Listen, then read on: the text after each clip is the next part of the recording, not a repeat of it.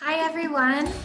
If this is your first time joining Maryland Historical Society virtual program, welcome. If it isn't, welcome back and thanks for joining us again.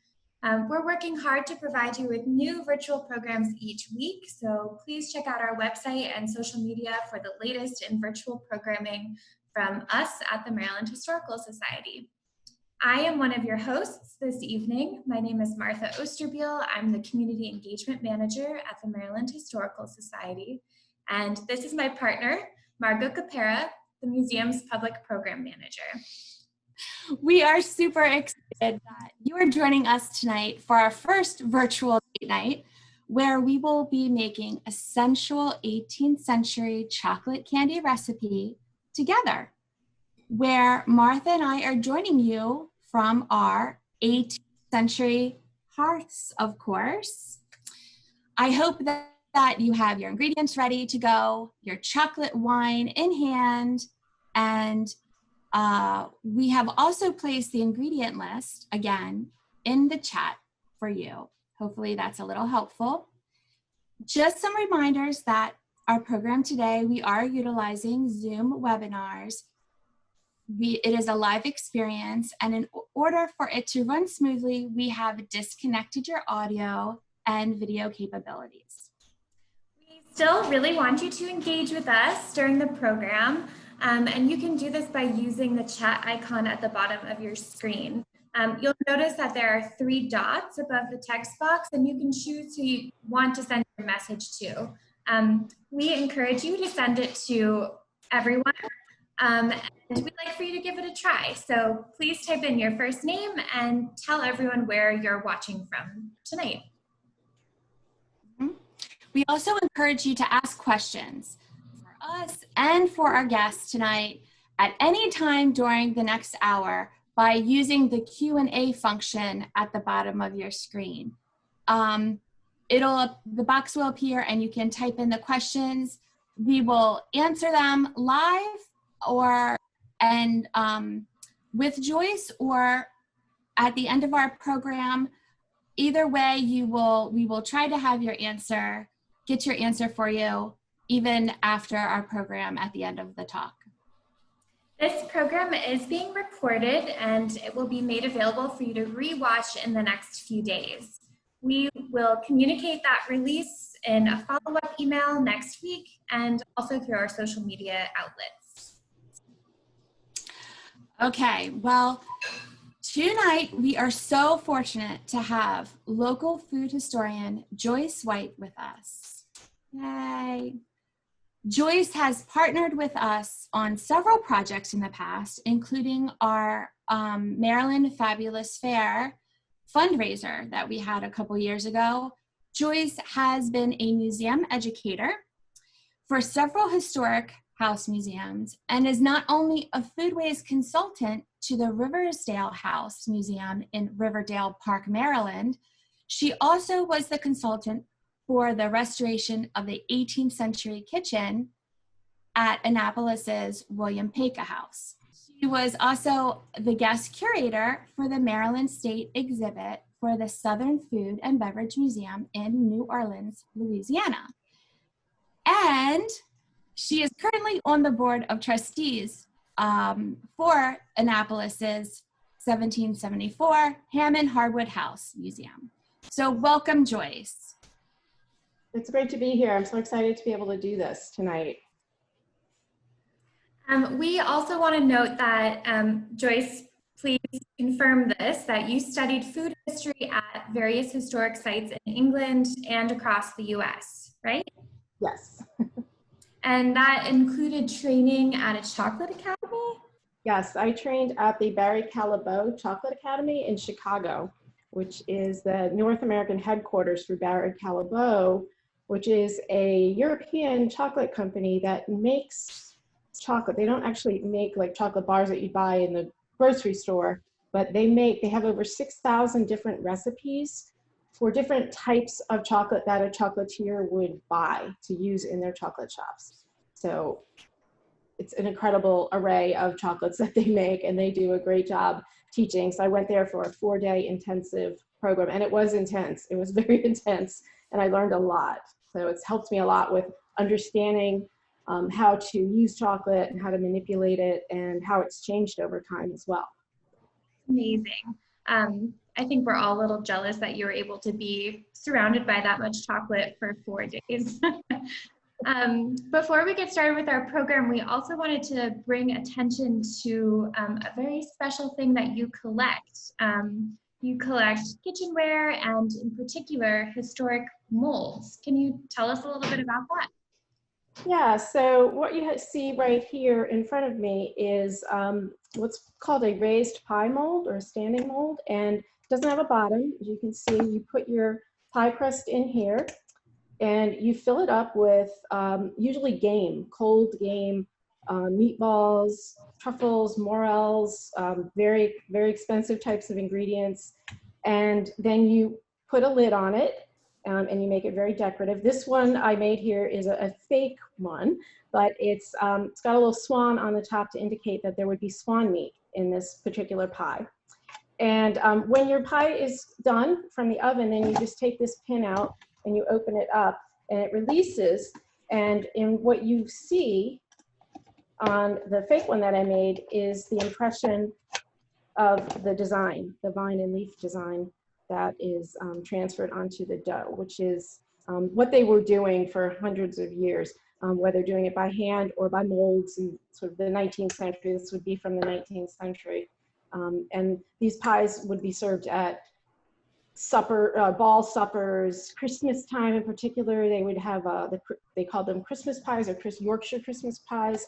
Now in England still, they make pies like this and they call them Boxing Day pies. So the day after Christmas, Boxing Day, is when you take all your turkey leftovers, your cranberry sauce or stuffing, mashed potatoes, whatever you have, and you put it in one of these pies. And the most interesting thing about these pies is the crust can be eaten, but oftentimes it's not eaten. You would just literally sever the top of the pie off and scoop out the contents. So it's really more of a cooking vessel, decorative cooking vessel, that is.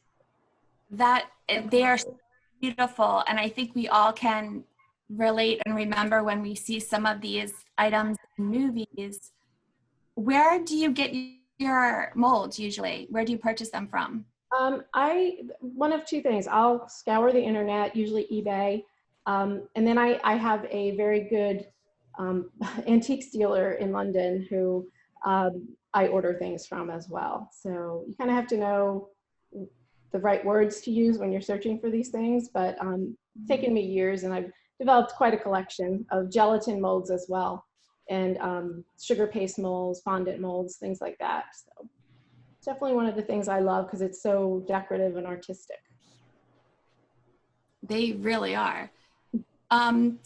Well, let's kick off and talk about Maryland's connection to chocolate. Maryland has kind of we do actually have written record of the first known importation of chocolate here in Maryland. Isn't that right, Joyce? Well, we have documentation from probate inventories from St. Mary's County, St. Mary's City, which was the first official settled county in Maryland, in southern Maryland.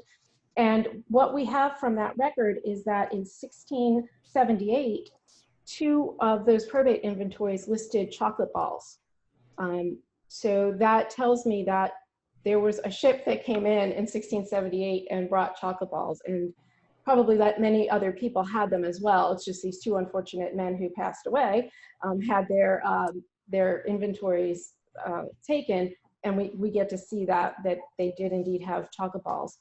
And the things that is interesting about that is that it proves that Maryland was pretty early into importing chocolate in the wider context of North America. So North America, the earliest known reference we have to chocolate or chocolate nuts is they called cacao beans, which are, let me get these are the cacao beans. This is what we make chocolate from, cacao. And we have that from about the 1660s, 1667, 68, when a ship sank off the coast of Massachusetts Bay Colony. And it was reported that on that ship were cocoa beans or chocolate nuts. So that's pretty early. And then in 1670, also Massachusetts, was the first record of a chocolate shop being opened. So we had two women, interestingly enough, applied for a license to run a coffee and chocolato house in Boston. And as I talk tonight, when I talk about Baker's chocolate and other chocolates, many of them come from Massachusetts and Philadelphia as well.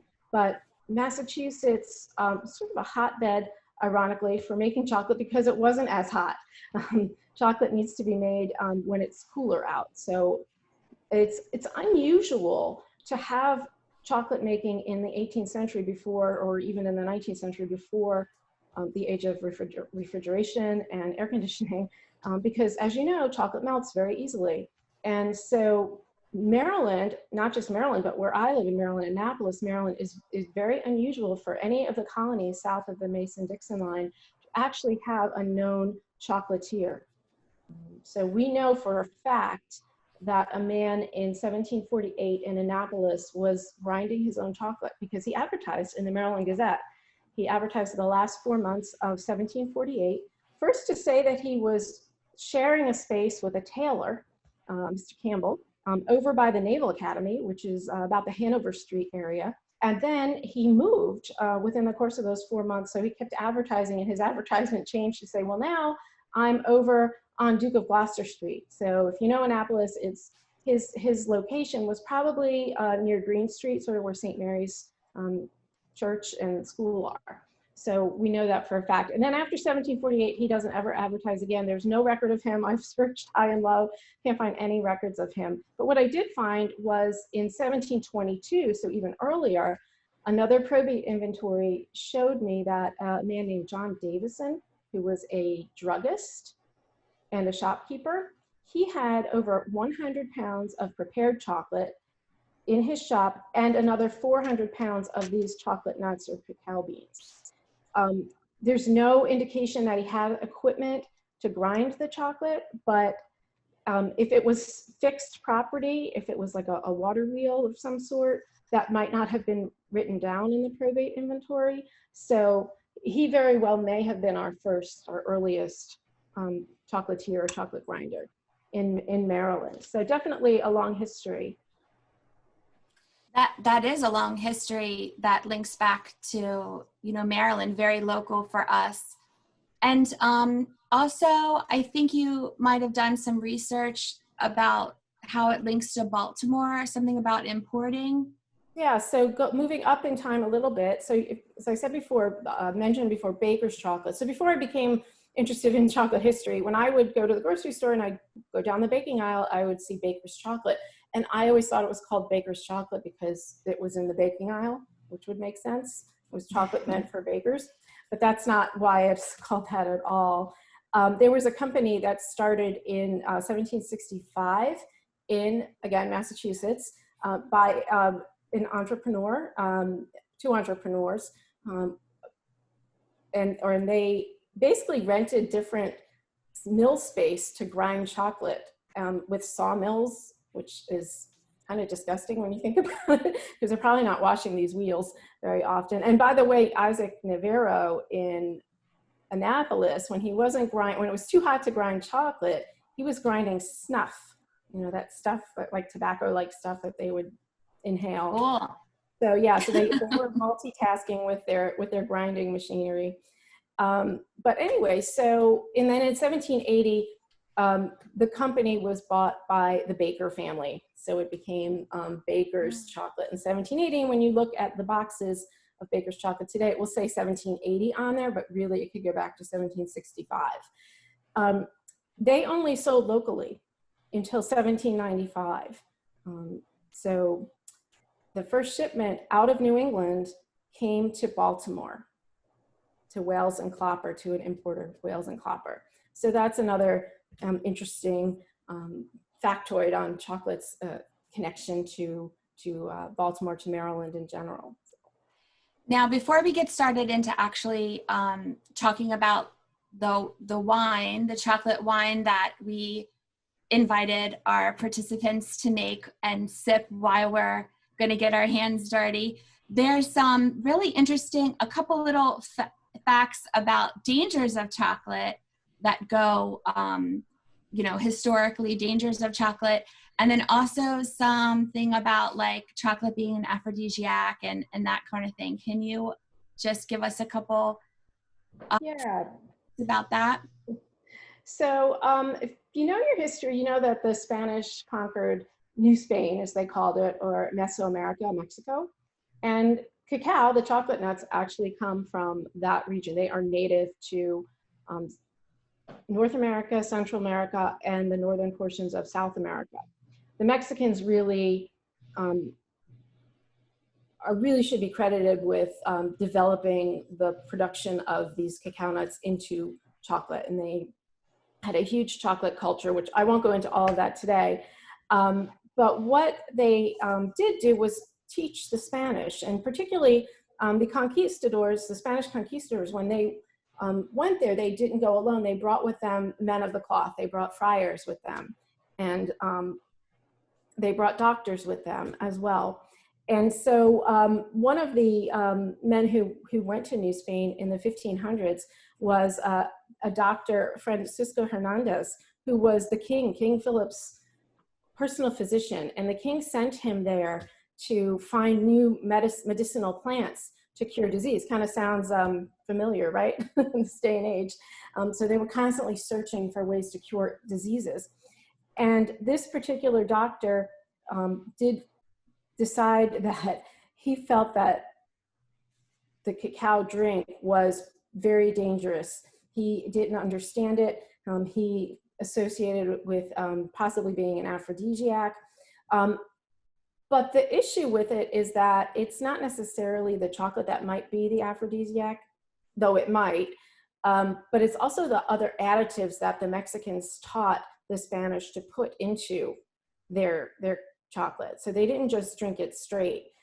They could have sweetened it with honey, but they also put a lot of things like hot, spicy things, hot capsicum peppers, things like what we call cayenne pepper.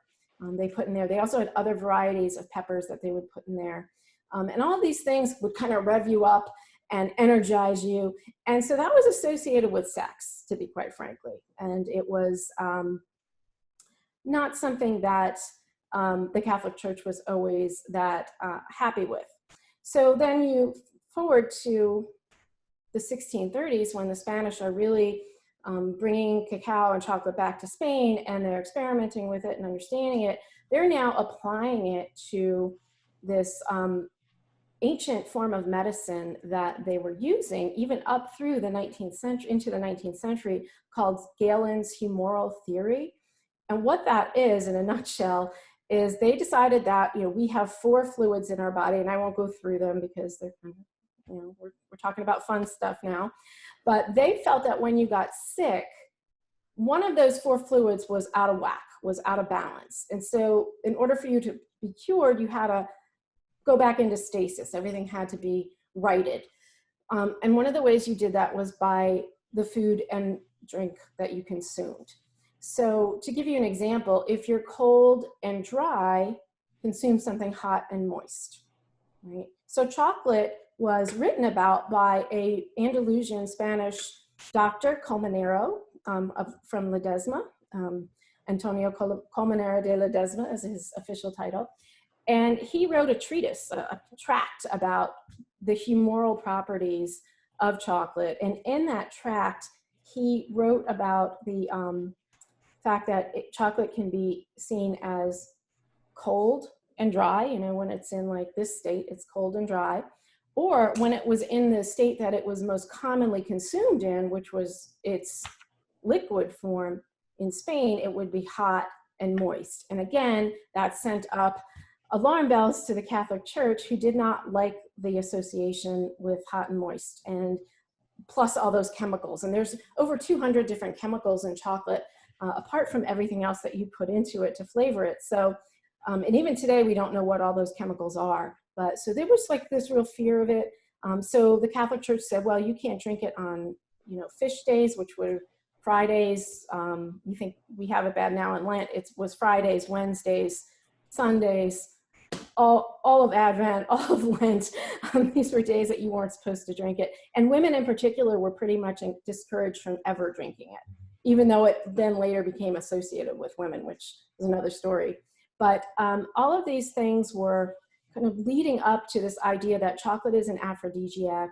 Chocolate is something that you should be a little wary of, but yet they loved it at the same time.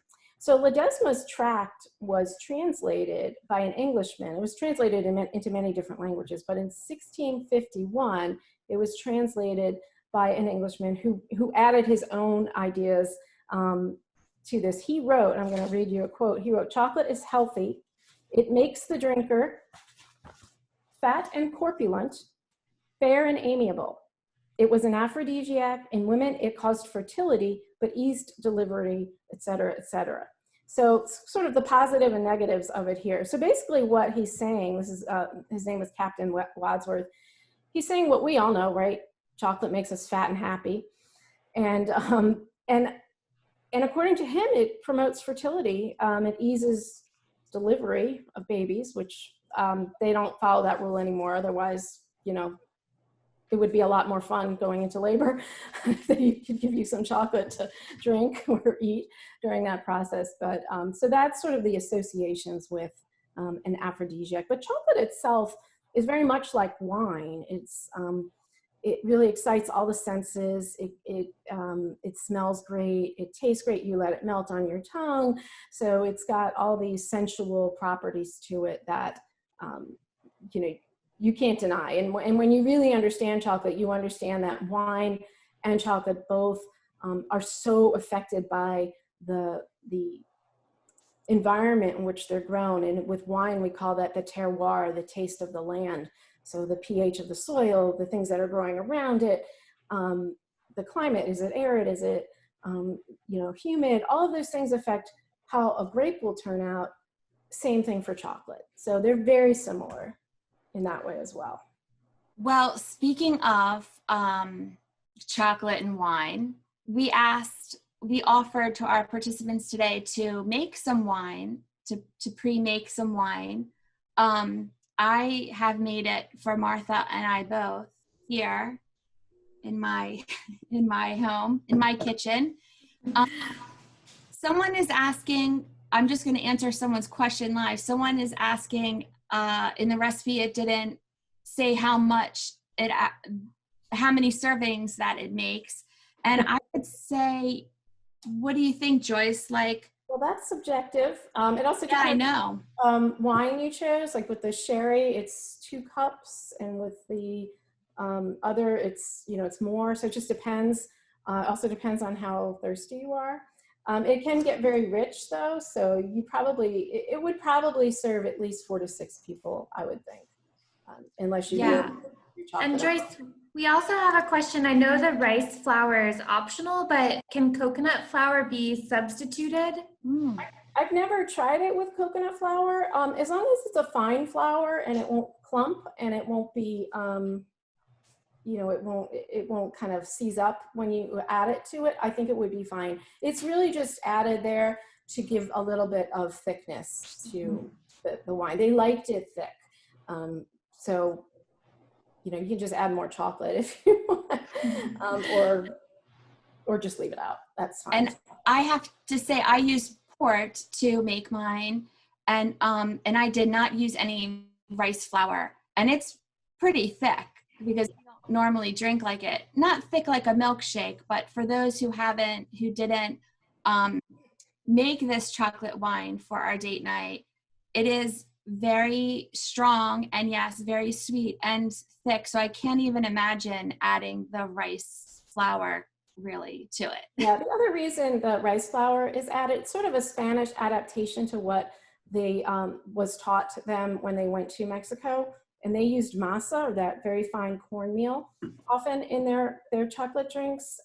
Not even for thickening reasons, but for to act as an emulsifier, because chocolate and water, you know, don't mix. So if you're going to leave this out for any length of time, then it's going to separate. So the liquid and the chocolate are going to separate. So If you add a little bit of an emulsifier, which the rice flour I don't think is as good of an emulsifier as the masa, but it will still kind of help with that.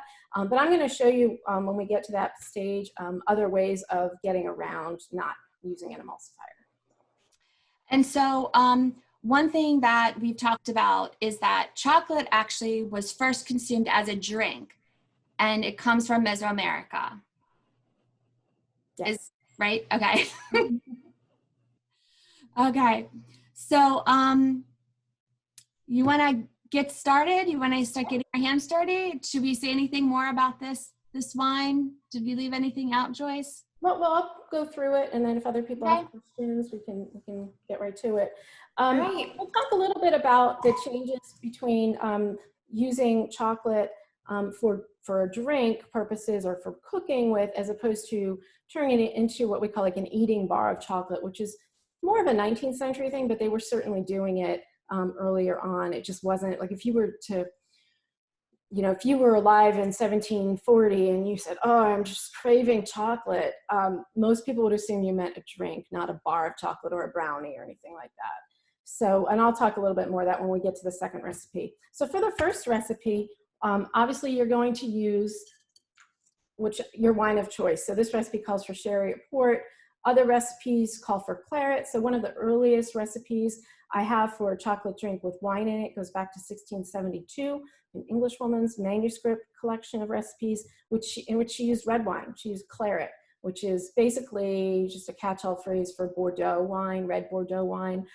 But you could use whatever red wine you like. So if you don't have sherry or port, if you don't like them, you can certainly use that. I've also seen recipes, a recipe in 1690 that used white wine. So really whatever wine you have, whatever wine maybe is, you know, you've got a little bit left in the bottle, maybe it's not as fresh, you know, this would be a good time to use it because you're mixing so many other flavors in there. It doesn't have to be, you know, completely just freshly corked wine. So I've got sherry here today, and I've got the sherry in here. Now I'm putting it in this machine here, if you can see it. This is called a cocoa latte machine. I don't expect you to have this. You can just do this in a saucepan, but because I'm not at my stovetop, I just thought this would be an easier way to do this. So I'm gonna pour this in, and I'll explain how this works a little bit later. So we've got the sherry, and sherry is very sweet and very rich. And then we've got the ground chocolate, and I'm going to talk a little bit more about the chocolate after I get this recipe going. But I made this chocolate, so it's very much in the style of the 18th century. So I'm going to pour that in there. Then I'm going to add the sugar, so just plain old granulated sugar. And then the rice flour, which again, like I said, you can leave out. And then you would just heat this up on your stovetop. It does not have to boil, and you don't want it to boil. You want it to get to the point where just everything is heated through, the sugar melts, the chocolate melts, and it just starts to come together, and you can whisk it about and stir it. And I'm gonna move this back over here.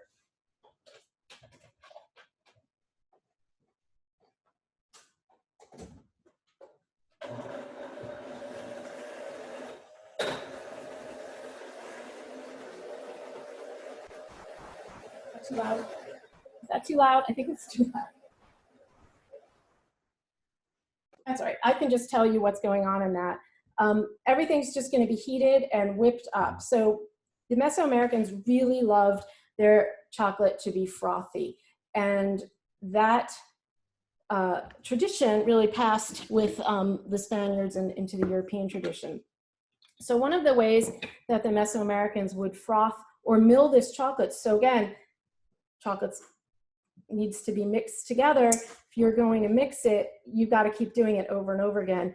And so one of the things that they would do is they would put the chocolate in a bowl like this, or a jug like this, and they would literally pour it into another jug just like this. I only have one though. And as they pour it, air is incorporating into the chocolate, and it's going to start the frothing process. So they're going to do that back and forth many times. So for that reason, one of the reasons is the Mesoamericans, and we know the Aztecs for a fact, not drink their chocolate hot. They drank it probably at room temperature, maybe even a little cold, because you're going back and forth like this, so you're cooling it off very quickly. So that's one method that you can use. The Spaniards developed this thing called a molinet, which has got a lot of different pieces to it. It's got a lot of surface area. And what you do is you put it in a chocolate pot and then you whisk it like this back and forth. So that's going to raise the froth, and it's also going to emulsify the chocolate and beat it together. So that's another method. Another way the Europeans developed this in English, and in the English language in particular, is they didn't call it a molinet, they called them mills, and they got to be a little bit simpler. And this is a reproduction of a chocolate pot. So again, you'd put either one of these mills in here and you would mix it up. And this is a very simple chocolate pot, but they came in silver and were quite beautiful, copper as well. And they would almost always have a lid with a finial on top that was large enough to allow you to put your mill inside, and then you can close it around it so that when you're frothing, your chocolate doesn't spatter all over the place. So these were the English methods. If you don't have any of these, which I don't think you will, you can use a good old-fashioned whisk. So just every time the chocolate and the liquid, the watery wine starts to separate, just whisk it together and you'll be fine. So Joyce, real quick, we have a question. So you called it a malinet. Can you spell that for us? M-O-L-I-N-E-T-T-E. I think there might be 2 L's, I'm not sure. Great, thanks. We just wanted to clarify. Awesome, thank you. And also, Joyce, we also have another question. What can we use any type of wine besides port or sherry, and maybe, we'll leave it. Yeah, like I said, you can use the claret, the red wine, you can use white wine. It doesn't matter. Whatever you have is fine.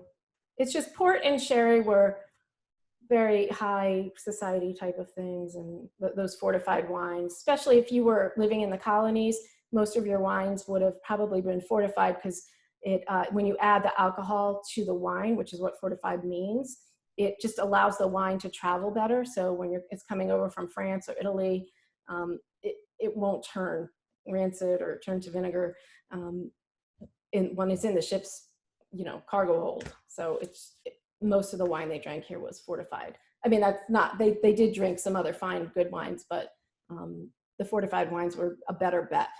Now I want to talk a little bit about other ways in which chocolate was used in the 18th century and then into the 19th century. So chocolate was, like I said, really just used as a drink. And then they started cooking with it. So some of the things they started making were things like chocolate flavored whipped creams, chocolate flavored meringues or biscuits, not necessarily like a cookie with flour, but more of a chocolatey almond macaroon type of thing. So those were quite popular. They also made them into chocolate tarts. So a pie that you melt the chocolate and whip it with some cream to make a ganache, essentially. Then you add eggs to it and all sorts of different flavors like lemon or cinnamon and nutmeg. Those were very popular flavorings for chocolate. Not vanilla, though. Vanilla was something that the Mesoamericans used, and it was something that eventually gets put back into chocolate in the 19th century.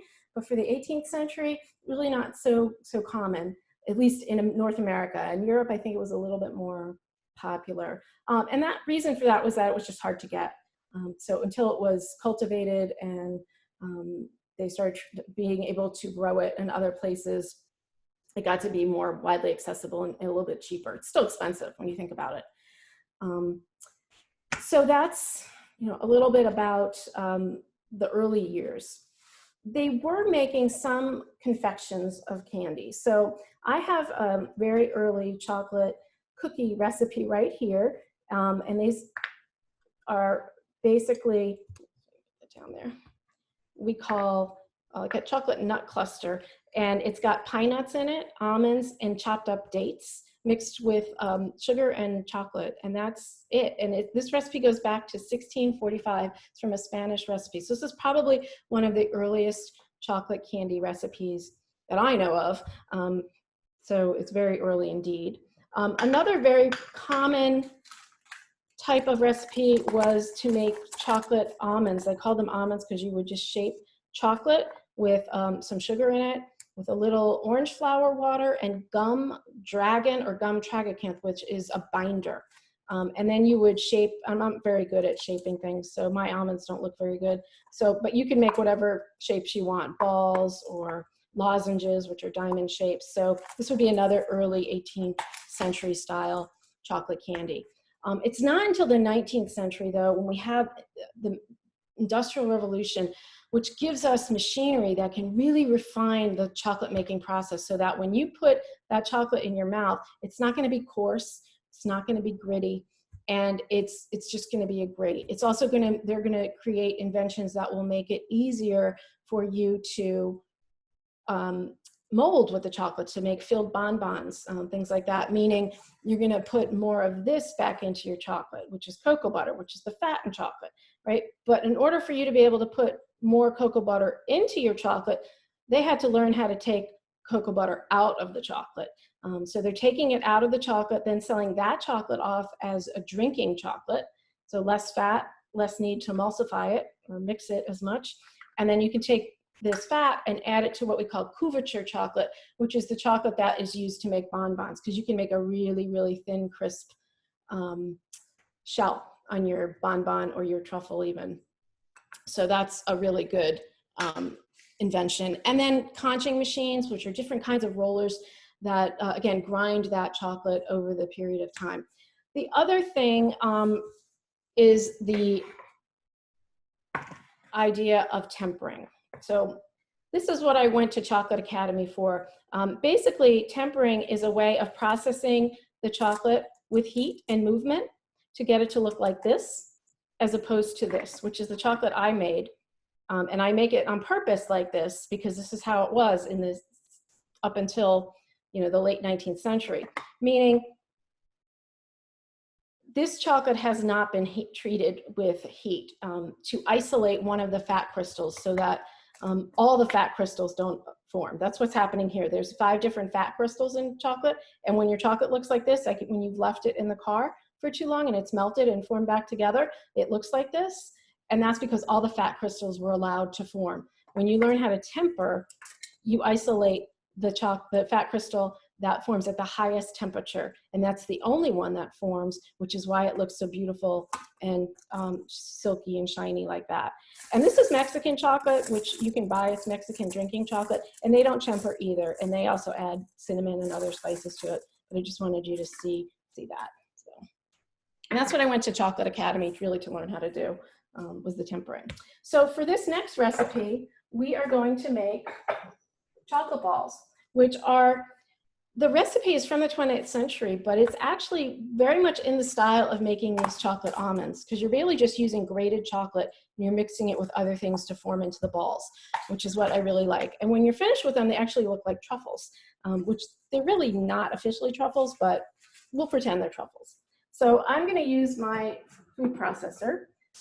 In the 18th century, if they were doing a chocolate almond recipe, they would essentially just heat a mortar and pestle so that it was very warm enough to get the chocolate to heat up a little bit so that it becomes malleable.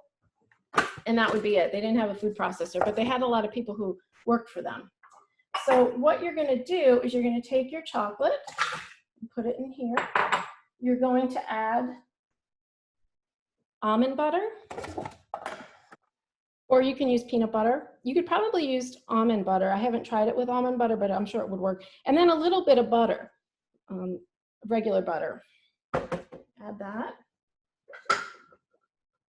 And then some powdered sugar. Oops.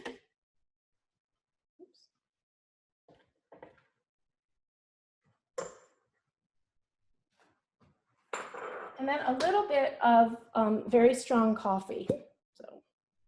Just for flavor. Again, before they had vanilla, they would have been adding other things. Not necessarily coffee, but rose water, orange flower water, cinnamon, mace, nutmeg, all of those things. And I'm going to just turn this on quickly. Joyce. Yeah. So it's Margot. So everyone out there, we're actually starting to make our chocolate ball recipe. So Joyce, I missed, you put in the shaved chocolate, right? The chocolate, the almond paste or peanut butter, the little bit of butter, the teaspoon of butter, and the coffee. Okay. And I noticed that I have almond paste, and I noticed that in getting almond paste, the modern recipe called for like about 100 grams. And I didn't realize that like it takes actually over more than these little 2 tubes. So that's a lot of almond paste, right? It's about like a third or a quarter cup. So I'm not sure how big those tubes are. Is that really almond paste? It might be almond essence. That might be what you have. This is almond extract paste. Yeah, that's not the right thing, right? That's different. That's okay. Oh, well. That's okay. It's fine. So I'm using gloves because I don't want to have to get my hands dirty while I'm doing this with you. And you're going to take this, what really becomes a dough.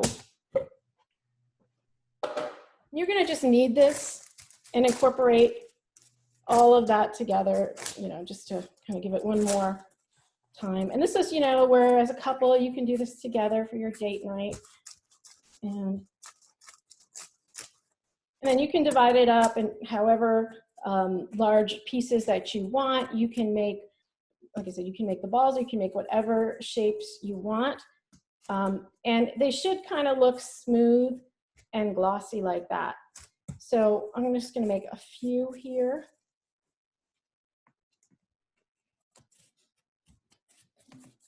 And adding that little bit of butter actually helps to prevent that this bloom from happening when it's not tempered. And it just kind of tricks the fat crystals in the chocolate to behave the right way.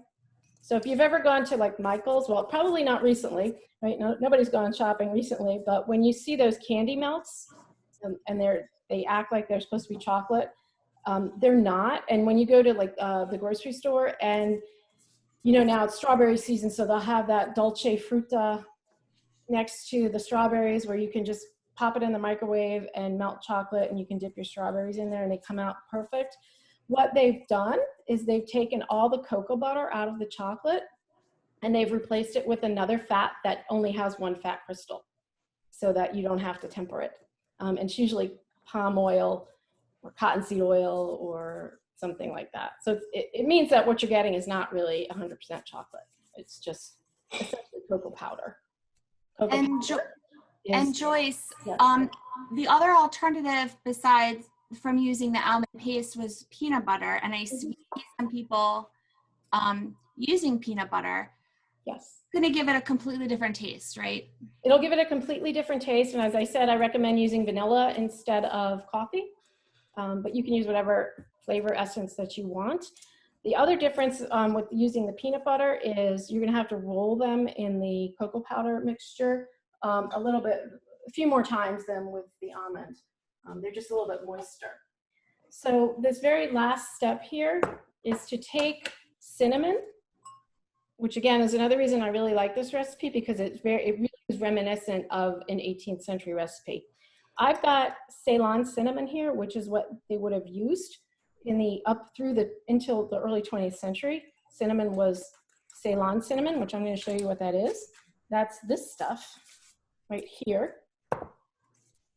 And you can see it's like papery cinnamon. This is also called true cinnamon. So this is the cinnamon from Sri Lanka or Ceylon that was so sought after through the whole age of exploration reasons. People like Columbus got on his ship and sailed to try to find a route to the east to get mace, nutmeg, which they're similar, cloves, and Ceylon cinnamon. And the cinnamon that we have today is this stuff, and you can't break it. This is cassia. It's a different type of cinnamon. Still tasty, it's just a little different. I equate this flavor of the Ceylon cinnamon with Red Hots. If you've ever had a Red Hot, it's just got a more intense flavor. So you're gonna mix that with cocoa powder, which is chocolate without this stuff, right? Without its fat. So if you're looking to cut calories, but you still want chocolate, go for the cocoa powder and not the full fat chocolate, because it will be a lot healthier for you, but still have lots of those chemicals and antioxidants and all those things. So this final stage now is just taking your balls of chocolate and rolling them in the cocoa powder and cinnamon mixture. I like to roll the almond paste ones like 2 times at least, maybe 3 times. As I said before, the peanut butter ones, they're a little bit moister and they need to be rolled a little bit more. So maybe 4 or 5 times, which is not really a bad thing, right? You just get more cocoa powder on there. Joyce, do you have a suggestion for how to grate the chocolate, backing up to the beginning of the recipe? Oh, sure. Yeah, the best way is to get a really good serrated knife. And here, let me get one and I'll show you. Yeah, I grated my chocolate with a cheese grater, which actually was So did I. thought, Yeah, but you it's can do not that. as This is fine. Look how easy this is. You just hold it here. Can you see that? And then press down. And it literally just shaves it into almost a powder. So that's really the easiest way. Cheese graters are fine, but you can sometimes nip your fingers as well. So I wouldn't always recommend that. So I also wanted to talk about percentages. If you go to the grocery store or chocolate shop and you see chocolate and it will say, I can't really show you this one, you know, it says 85% cocoa. What does that mean? It means that 85% of that bar is a combination of cocoa butter and cocoa powder, right? So when they make chocolate nowadays, they separate all the fat out. So you've got the cocoa powder and the cocoa butter. Then they put it back into the conch machine in different quantities, right? So they'll often list it separately because it's technically now been separated out and 2 different ingredients coming back in. There's also going to be vanilla, usually, in chocolate, because nowadays vanilla is put in chocolate so frequently that if I were to give you chocolate without vanilla in it, you would say it didn't really taste like chocolate to you. That's how we've become, you know, programmed to, our taste buds are programmed to respond to that vanilla in the chocolate. And then they usually put some kind of an emulsifier. It's usually like a soy lecithin or sunflower lecithin, and sugar, right? So 85% means 85% chocolate, cocoa butter and cocoa powder, 15% sugar, and maybe a tiny little percentage of that lecithin and vanilla powder. So 60% is, I think, a really good general baking chocolate if you like dark chocolate. Milk chocolate is obviously going to be a little different.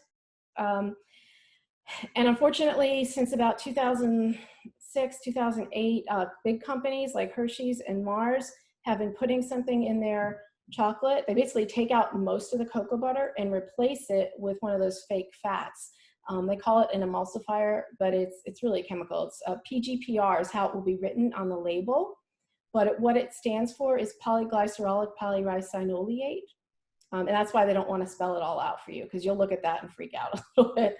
I'm not sure if it's healthy or not. I just know that it's made like a Hershey's milk chocolate bar taste a little waxier to me. And a lot of people, when I do these programs, they'll come up to me and say, oh, the chocolate, Hershey's chocolate, I used to love Hershey's chocolate, but it just doesn't taste the same to me anymore.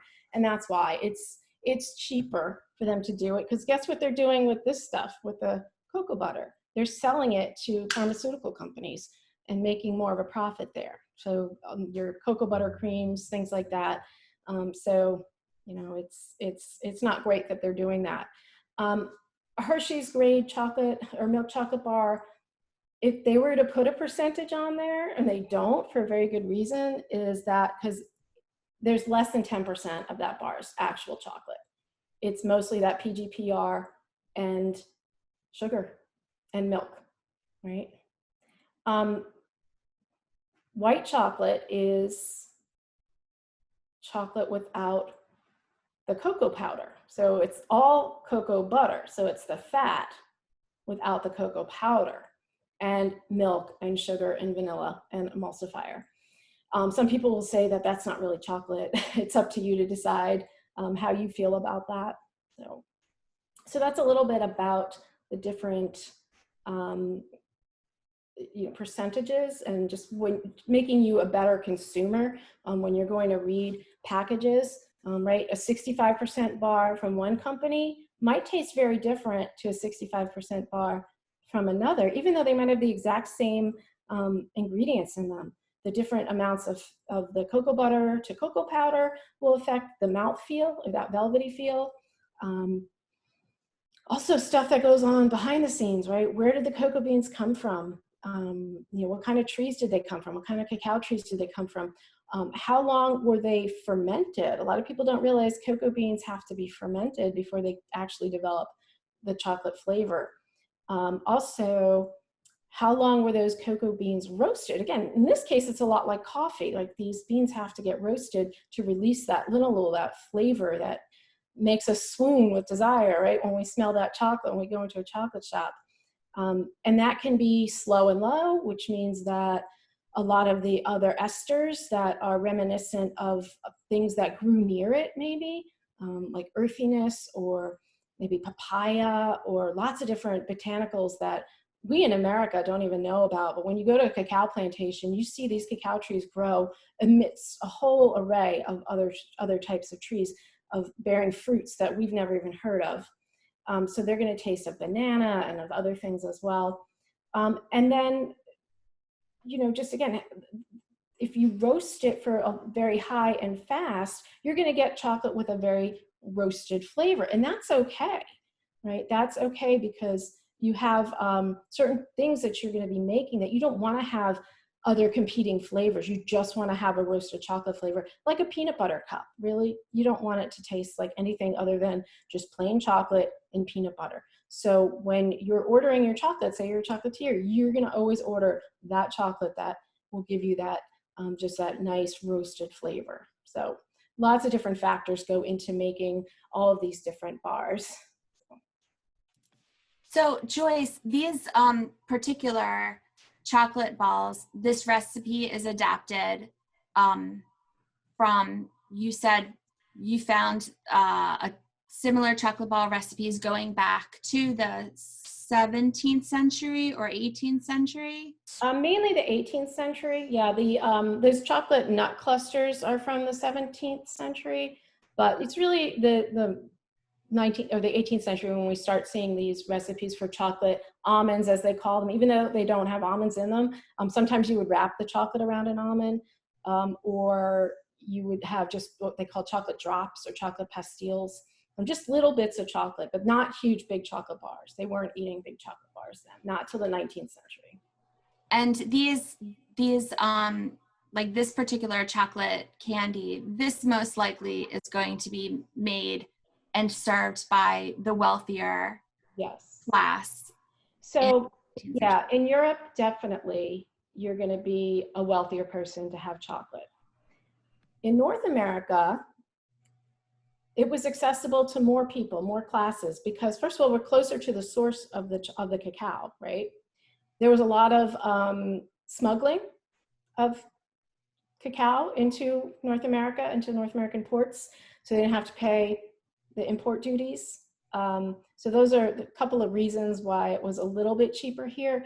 For the most part, it really wasn't until, I'd say, the very late 19th century that chocolate started to become really democratized or available to more people.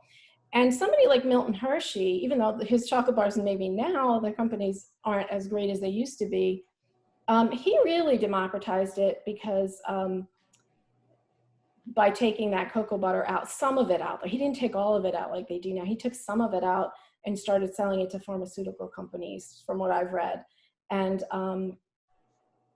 yeah, so it was just a lot cheaper. And they even advertised when Mr. Goodbar came out in like 1905 or so, they advertised it as a tasty lunch for 5 cents because it had peanuts in it, so it had protein. Right?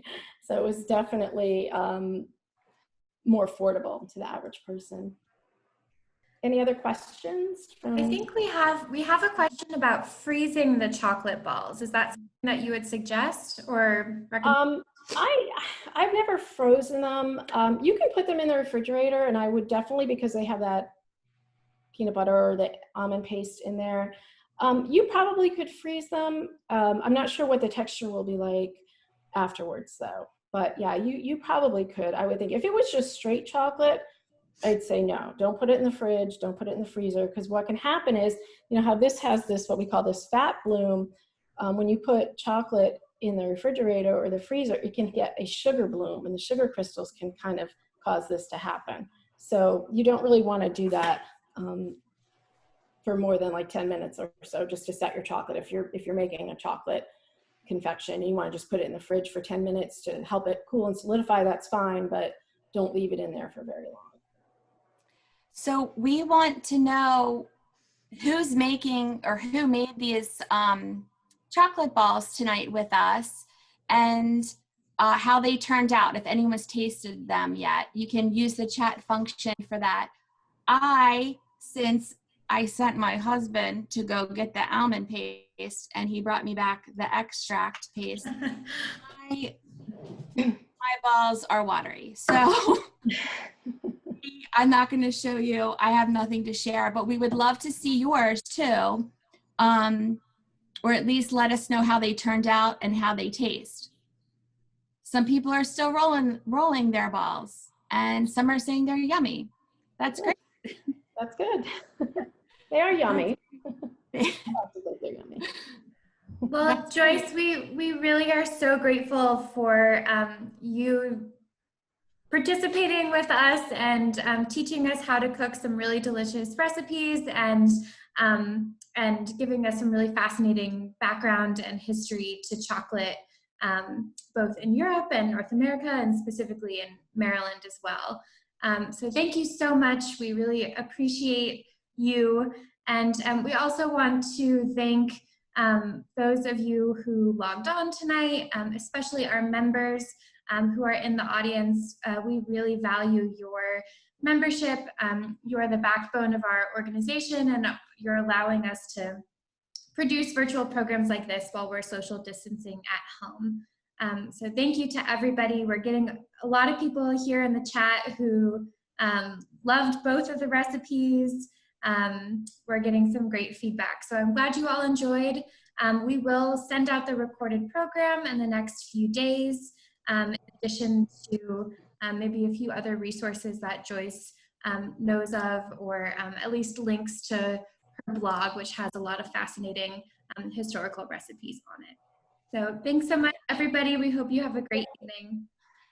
And if you have any pictures of what you made today, your wine or the historic chocolate ball recipe, send them to Martha and I. Reply back to the email link that you were sent, because we'll incorporate them on our Instagram and Facebook account. So send them on over to us. And absolutely. Thanks for watching. I hope you enjoyed it, and have a good evening. Good night. Bye.